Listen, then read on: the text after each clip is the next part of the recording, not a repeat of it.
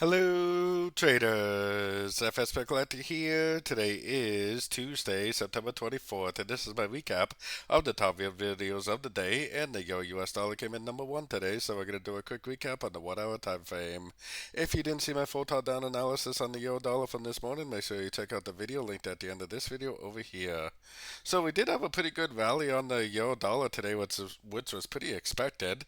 I was saying this morning that it could be an A, a B, and a C correction, but the fact that we're closing so much above the 78% tells me that it most likely will go up and take out these highs. Most likely it is not an ABC correction, and really the trend traders, anybody trading with the higher time frame trends, have definitely been loving life.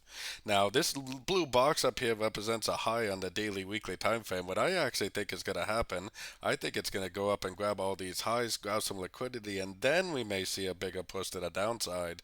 But for now, I am definitely still looking for the longs, especially at the end of every single pullback I see. So we do have a couple things to look out for on the news calendar.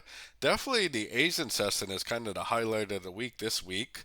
Tonight, this evening, which is 2:30 in the morning my time, we got Aussie CPI news, which I'll definitely be sleeping for.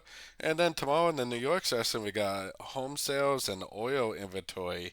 Neither of those are really big news events, and they're probably not really going to affect the dollar much at all. But tomorrow is Wednesday, so we may have some moves in the dollar just because Wednesday is a pretty volatile day normally. But definitely keep an eye out for that Aussie CPI. That is definitely the next big thing to keep an eye out for. So don't forget to join my free Discord group. It's a link down here in the corner. And as always, thank you and happy trading.